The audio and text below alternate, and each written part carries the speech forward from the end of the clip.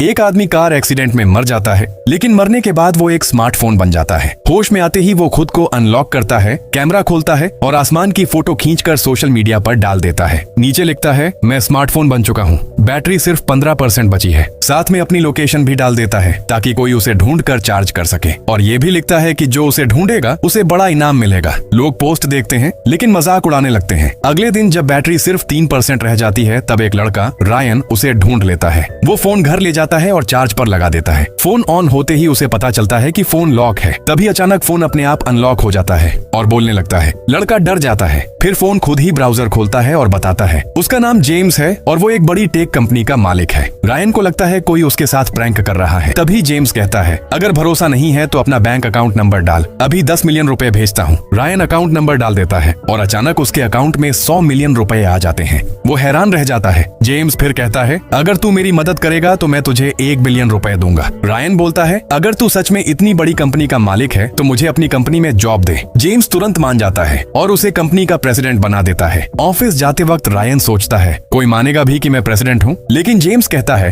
तुझे कुछ करने की जरूरत नहीं, बस मेरे इंस्ट्रक्शन फॉलो कर। सबसे पहले वो कहता है, नए कपड़े खरीद। रायन 8 सूट खरीदता है और एक लग्जरी होटल में रुकता है। जैसे ही वो ऑफिस पहुंचता है, सारे कर्मचारी झुककर उसका स्वागत करते हैं। रायन थोड़ा नॉर्मल बनने की कोशिश करता है और कहता है, मुझे ये दिखावा पसंद नहीं है। तभी एक लड़की आती है, मेरा नाम अंजू है, मैं आपकी सेक्रेटरी हूँ। जब रायन प्रेसिडेंट के ऑफिस के दरवाजे तक पहुँचता है, उसकी एक्साइटमेंट कंट्रोल से बाहर हो जाती है। अंदर जाते ही वो हैरान रह जाता है, इतना बड़ा ऑफिस। काम खत्म होने के बाद जेम्स कहता है, मेरे पुराने घर चल, मैं अपनी बेटी को देखना चाहता हूँ। रायन जैसे ही निकलने लगता है, तभी घर का नौकर घबरा कर बाहर आता है और जल्दी से गाड़ी लेकर भाग जाता है। जेम्स तुरंत कहता है, उसका पीछा कर, मुझे शक है एक्सीडेंट में उसी का हाथ है। कुछ देर बाद वो नौकर एक कैफे में जाता है। रायन भी उसके पीछे अंदर जाता है, लेकिन जैसे ही वो देखता है कि नौकर किससे मिलने आया है, रायन पूरी तरह शॉक हो जाता है